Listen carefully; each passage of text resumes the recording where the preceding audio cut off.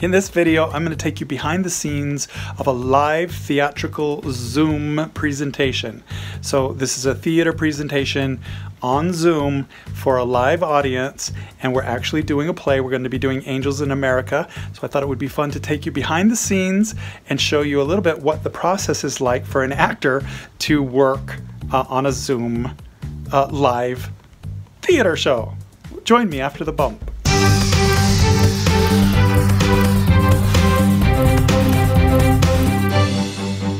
Hey everybody, this is Doug Fahl and this is Augmented Actor, where we help you augment your acting career with tips, tactics, and tech. If you haven't subscribed already, you might want to do it. We have a weekly acting related video posted to this channel each week. We're all in this COVID-19 situation, and so a lot of theaters are closed down. So actors have turned to other alternative sources for doing performances, and one of those that's very popular is Zoom. Zoom is an online video conferencing platform that allows hundreds of people to get together. They each have their own video screen. They can appear with audio or video. We're doing a production of Angels in America, and I will be playing Roy Cohn, which is a fun little role. And this production of Angels in America is being put on by Red Curtain Foundation for the Arts, directed by Scott Randall. So in this video, I'm going to kind of take you on a little behind the scenes of this Zoom experience as we go and rehearse this show and then put it on for a live audience. I'm gonna change my bedroom into my stage area, so this is like me getting ready for the show.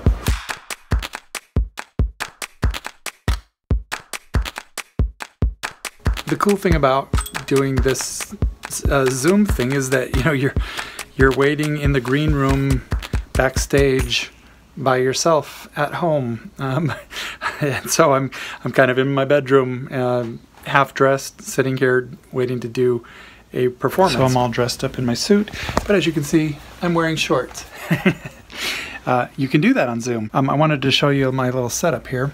I got my softbox lights kind of aimed at the ceiling. I got my backdrop back here and a softbox light down here. I can use my my Amazon Echo to turn the lights on and off so that I can do different settings for my lights. I got my script over here, and I control my script from down here. And then I also have to shut my Zoom camera, which is over here, on and off with my mouse. I got a prop phone, I got a sandwich, I got a letter, a hat, some extra lights, and a drink of water. So it's a lot of things to juggle while you're doing a performance. So I just joined the Zoom meeting. I'm on mute right now, and you can see that the cast is rehearsing over here. They're running their lines, popping in and out of the scene, and I'm just getting ready to start the scene. Because you're not broadcasting, because we can't see you, you are free to come and go as you please. Scott has just given the audience instructions to shut their cameras off and all that stuff, and people still pop in from time to time, and they're late, so they don't realize that their camera is on. It's kind of funny. We're off on a 2.5-hour adventure. Here's all of our participants tonight, opening night. A large and loving family. Rows and rows of flashing buttons which bleep and beep and whistle incessantly, making chaotic music underneath Roy's conversations. Joe sitting and waiting. Oh, how'd you like to go to Washington and work for the Justice Department? Sorry? How'd you like to go to Washington and work for the Justice Department? What is this tasty sandwich we got here? Liver or something. Here. My finger is sore from hitting this rotary phone. I don't have any buttons, but anyway, I'm done with this prop. Put that down there. And I can relax for about 45 minutes because Roy Cohn is not on until the end of this act. One thing I notice when you're doing a Zoom video is there's different settings that the viewer has to set. For instance, there's a setting that allows you to hide all the other people's screens when they're not talking, when their video is off. And without that setting, you see a bunch of names on the screen. And so if 100 people are watching, they all have to shut off that setting, otherwise they won't get the full effect of the play. It's better when it's just two people on the screen, like this at a time. But you have to click this hide non-video participants and they all shut off. It would be nice if the host had complete control over whose video is seen and heard, and they could bring people in and shut their mics off and stuff like that, so that the actors didn't have to do that work themselves. This play, Angels in America, is a good Zoom candidate because there's a lot of parallels between the time it's about and now. For instance, the pandemic that we're going through now is reflected in the AIDS pandemic that was happening at the time of this play. You have AIDS, Roy. No, Henry, no. Roy Cohn does not have AIDS. AIDS is what homosexuals have. I have liver cancer. Because you can call it any damn thing you want, Roy. But what it boils down to is very bad news. Also, a lot of the characters talk about being isolated from each other, and we are kind of in that state worldwide now where we're isolated from each other. Come here to watch sometimes, Mom. Watch what? What's there to watch at 4 in the morning? Mom, Dad love me. And there's a lot of political hypocrisy going on, and I don't want to like get into politics in this video, but there's a lot of political hypocrisy that goes on in the world today too. Judge, during the trial would be censurable, at least, probably conspiracy, and in a case that resulted in execution, that's... What? Murder? So it's very timely, and a lot of the messages resonate. It's also a difficult play to do for Zoom because you're missing some of the special effects that come with doing this play, the angels and all these things that kind of make it exciting to watch the show live. They're kind of missing when you go to the Zoom, and it's very easy to fall into this sort of talking head presentation that feels very one level, and we got to do our best to sort of break out of that. So we add our own effects. We pass props from one actor to another, so I might pass a letter over to Joe through the screen. This will never be, you understand? I am gonna be a lawyer, Joe. I am gonna be a lawyer. Or there's one part where the two actresses pass a cigarette back and forth between the two screens. Now put it away. And so that's our own little special effect, which I think keeps the magic of theater alive while we're doing Zoom. Stop. Booyah! Did it. Bingo!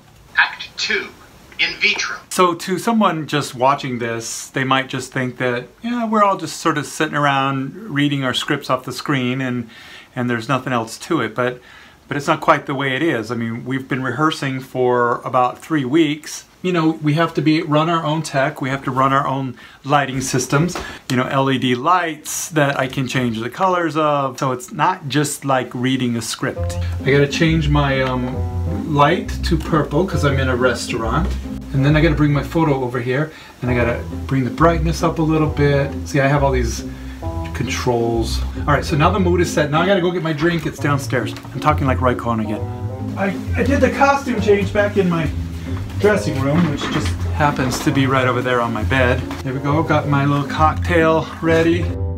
One of the special effects is the angel, and the angel is played by Beth Peterson, and when she appears in the play, she's just a voice, and the rest of the cast brings on their flashlights. Very Steven Spielberg. And they shine it into the camera, and that creates a glow for the angel to speak over. When I do the glow of the angel, I pulse my light a little bit so that it looks like the light is talking. Lie we abolish, and a great error correct. It's kind of like running your own special effects. It's what soundboard operators and mic operators have to do all the time. You hit the marks and do a bunch of things at the same time. So first of all, we have to change this to red.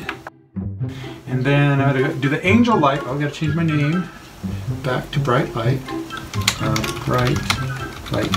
And now because it's a quick change after this, I have to get my name ready. So now I'm gonna say Roy Cohn, and I'm just gonna have this sitting here ready to hit after I shut off my video. So let's put this back on, and we will just go on. Glory to...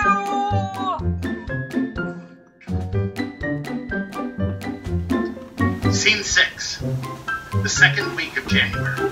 Martin, Roy, and Joe are in a fancy Manhattan restaurant. There's gonna be a little intermission, so I got some time to kill. I'll see you at Act 3. What's missing from a Zoom meeting? You miss the camaraderie of hanging out backstage, the excitement of doing the show, of, you know, the nerves and stuff that you get before you go out onto a stage. That is almost completely gone. You know, there's some nervousness about doing all the things you need to do and pushing all the buttons. Once you've rehearsed that a little bit, doing the performance feels just like doing a rehearsal. You can't really tell a difference. The audience makes really no difference. All I see is a list of names on the side of people that are watching. I'm sure the audience is also missing the reactions of the other audience members as well. It's also hard to play off of somebody because you know, you're not really looking at them. You're looking at your script, you're playing to the camera, and sometimes their sound kind of cuts out, so you don't know whether they actually said their cue line to you or not. So there's a lot of weird, awkward pauses in between phrases. That's an interesting little observation as well. And so now it's intermission. I have changed into my prior to costume, and Echo, turn off the boxes. There is the mood lighting for this scene, and I am kind of greenish because I'm ghostly. Usually about now we'd be hanging out in the green room, chatting with each other, cracking jokes, talking about where we're gonna go after the show. But instead I sit in a dark bedroom staring at a computer monitor. There is no stage manager calling places or 5 minutes or nothing like that. It's just sort of, be ready. We now bring you the final act of Angels in America, Act 3. So I have one more big Roy Cohn scene where I yell a lot, and then I have another prior scene, but they come right back to back. So I have to do like what is called a quick change, a costume change. I'm gonna have to shut my lights off. So I have to mute my my computer by pressing these 2 keys. So I'll finish my scene, I will mute my mic, shut my camera off, mute my computer, turn the softboxes on, put this hat back on because I will have had it off, and then I gotta hit OK on my name, and then I gotta turn my camera and my mic back on and become back as Prior Walter. It's a lot to remember. Let's see how I do it. Millennium approaches. Scene 6. Late that night in Pryor's bedroom. Echo, turn off the boxes. Terrifying. Tonight's the night!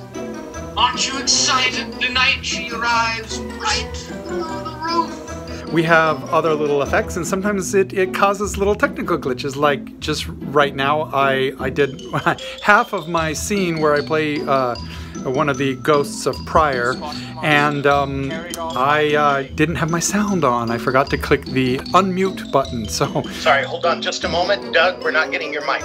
So the audience got a little peek at what goes wrong when your mic isn't on. They chose us, I suspect. Audience, you can turn on your cameras and your mics if you want to as the actors come back out. They bring the audience in to applaud at the end. They can all turn their cameras on and stuff. It's a little weird, but nice, I guess, but it's a little awkward. Hey! Bravo! Hi, everybody! Bye. We should have a cast party. We should all be drinking. So, yeah, no cast party. Now I just gotta clean up my room, just put away all my lights and tear down my backdrop. Fun! It's kind of like the process of doing a show in a theater. I mean, when you do a show, you gotta commute to the theater, you have to put on your makeup, check your props, put your costume on, stuff like that. You know, you check your sound levels. It's like doing a mic check. You make sure your lights are looking good. You go through a ritual of theater. The only thing that's really missing is the other people, which you kind of get that when you're acting with them or rehearsing. You can talk to the people and see them and stuff like that. You know, we don't have a choice right now but to do theater this way or find other clever ways of doing theater. We're gonna see this a lot more, and I think people are gonna get more and more creative with it.